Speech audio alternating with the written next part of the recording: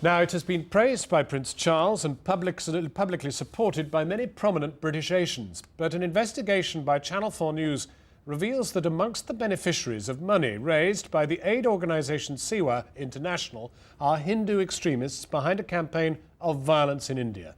More than 1,000 people, mostly Muslims, died in Gujarat this March. We show that money from unsuspecting donors in Britain ended up in the hands of the violent fundamentalists who incited the violence. Jonathan Miller has this report. Om Suryaya Namaha. Om Suryaya Namaha. Sunday morning in West London. These young Hindus are attending a local branch of the RSS, India's biggest Hindu nationalist group. Its British arm, the HSS, is a charity registered here for nearly 30 years. Every week across Britain, there are 72 meetings like this one. As most ethnic minority youngsters will tell you, it's important to know where you come from, who you are, in order to face the rest of society. That's the way it is, and that's how HSS has helped me coming to Shaka develop a sense of identity. But is the HSS really just a watered-down version of this? The headquarters of the RSS in India. Up to 60 British volunteers like Rahul come to India for training every year on funds raised by the HSS charity. Critics express concern about the organisation's ideology.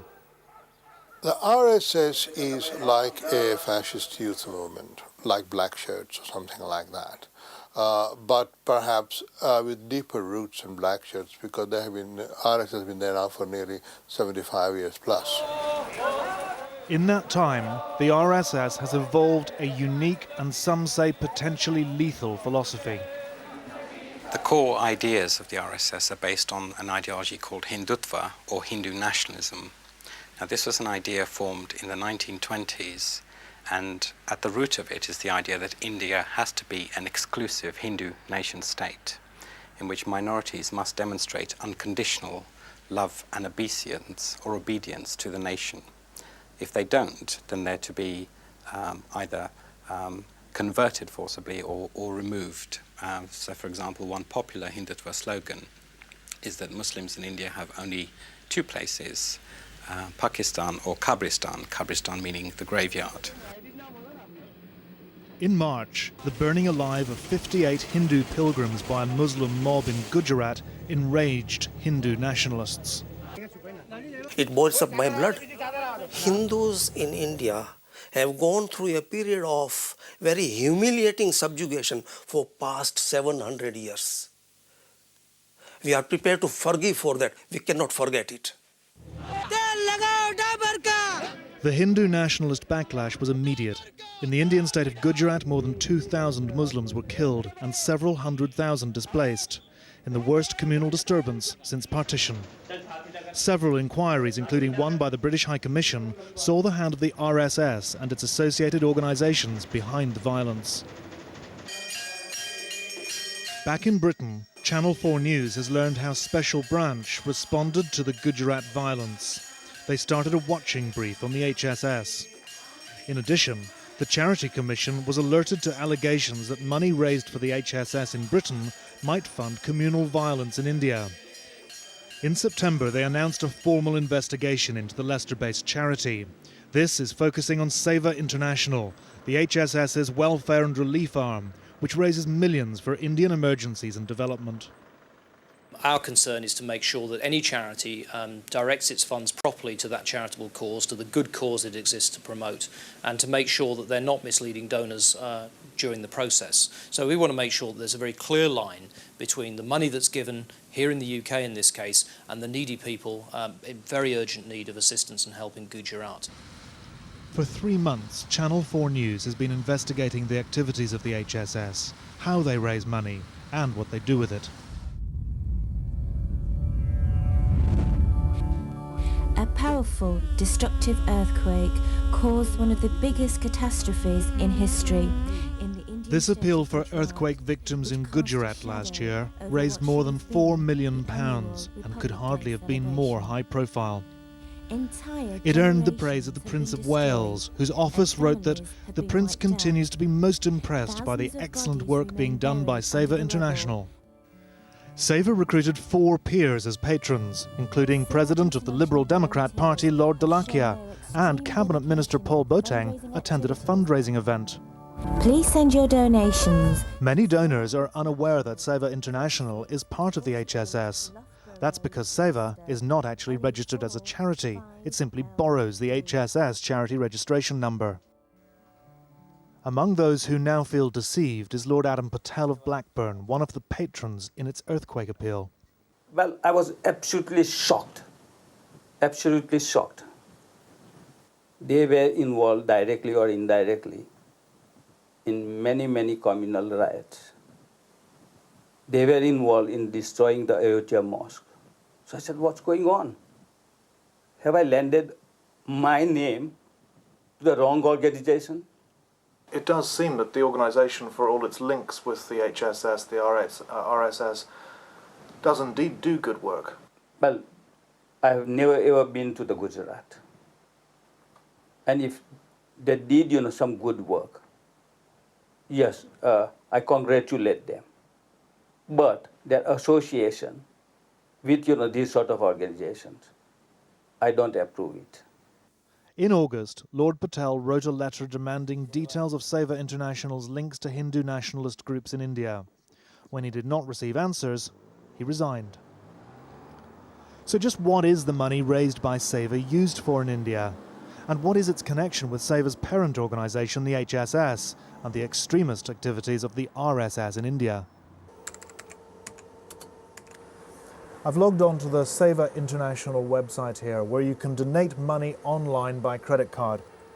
Unless you specify a particular cause, Sewa will pass your money on to any one of a whole host of projects they support in India, no doubt many of them good works. Among the highest profile of these here is the Kalyan Ashram, a project designed to help the poorest of the poor in India, the tribal people. The Indian project website says it's dedicated to weaning the tribal people away from what it calls the evil influence of foreign missionaries. We heard about a campaign by Kalyan Ashram to convert thousands of tribal people to Hinduism in Gujarat. The conversion campaign started in 1997, the year in which accounts filed with the Charity Commission show Sewa International began funding Kalyan Ashram. The activities led to systematic violence, for example, the attack on churches, the burning down of churches towards the end of 1998 and in 1999, increased violence and hostility towards the Christian population within Gujarat. When we asked the HSS about this, they provided a statement from Kalyan Ashram in Gujarat, which said, Kalyan Ashram has never destroyed any places of worship. But we wanted to find out whether money given by British donors to Sewa International, apparently to help the poor in India, could actually end up funding sectarian violence there. We sent a team to Gujarat to find out. There we heard allegations that sectarian violence by Kalyan Ashram was still going on. The team went to the Baroda region of Gujarat, scene of some of the worst violence against Muslims earlier this year. 56 people were killed here in just a few days, hundreds more injured, 29 mosques were destroyed, thousands were driven from their homes. In village after village, we spoke to several victims who blamed the violence on Kalyan Ashram. One of them was Muhammad Haji. We had to run away from our village. This is our house which they burnt. They looted our property. About 150 homes were destroyed here. And this is our mosque which they burnt down. We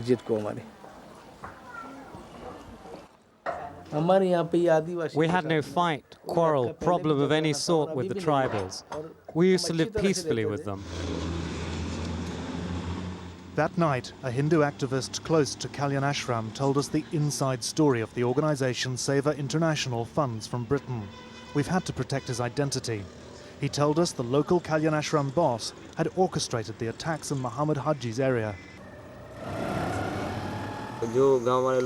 He threatened the villagers, saying that if they didn't join in provoking the Muslims and burning them, they would also be treated like Muslims and burnt. And he said the government is on our side, nothing will happen to you. So the Kalyan Ashram activists gave the villagers bows and arrows and revolvers and such arms. When our team went to the ashram boss's home village, his family said he was on the run from the police. The police accuse him of leading a mob of 2,000 tribal people in another big attack. And in a chilling aside, a local Hindu activist told of Kalyan Ashram's plans for yet more violence. The Christians have made a church in our village. We've thought several times of destroying it. One day we'll definitely break it down. Retired Indian Supreme Court Judge P.B. Savant has spent months hearing evidence for an independent tribunal on the Gujarat violence. He has no doubts about Kalyan Ashram's role. The organization called Vanvasi Kalyan Ashram, through which the tribals are being indoctrinated into communal philosophy, was roped in. And all those who are trained there were also enrolled for violence. The president of Kalyan Ashram in Gujarat denied his organization was involved in violence. He also denied any dealings with the HSS and even, at first, with Sewa International. You don't have help from Sewa International? Sewa International, no. Because they list you as one of the projects which they sponsor. Some students, they were providing assistance as scholarships to students, school fees. Now there might be some tribal students who might be receiving from Sewa International. It turns out Dr. Shah's missing worker in Baroda, accused of leading the violence there, was in charge of tribal students, the work that Dr. Shah suggests is funded by Sewa International. Justice Savant is adamant that overseas funding like that from Sewa International is fueling sectarian violence in India and that there must be greater scrutiny. The communal violence that erupted there, as well as the communal indoctrination which has been going on, all these activities were being funded by this money, which came from Sewa International. They believe that the money is going for the welfare and rural development. But that is not so. It may be a part of the activities, but much of it goes for this communal indoctrination.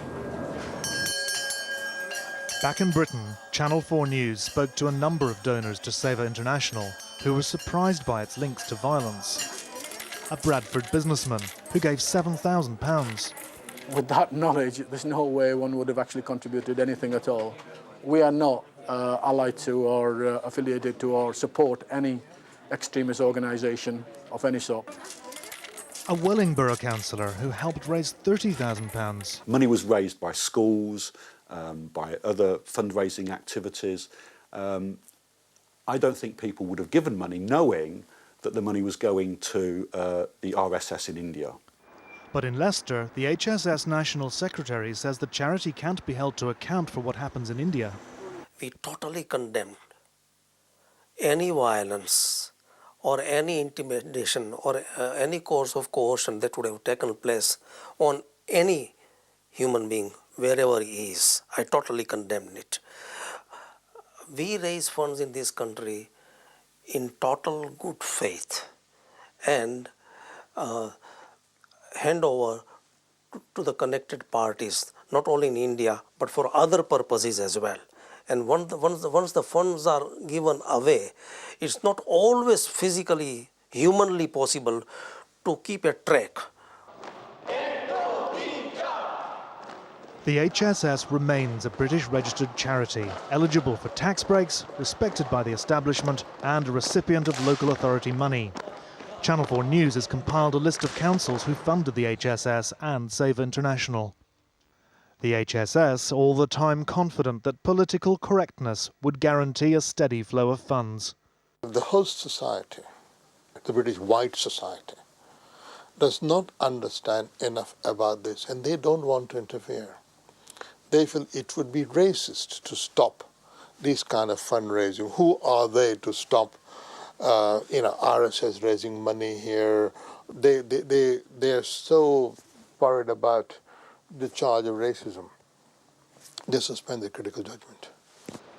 The Charity Commission has told us that they believe the HSS is complying with their rules of accounting, but the allegations of deception and involvement in violence that we've discovered have not yet formed part of their investigation.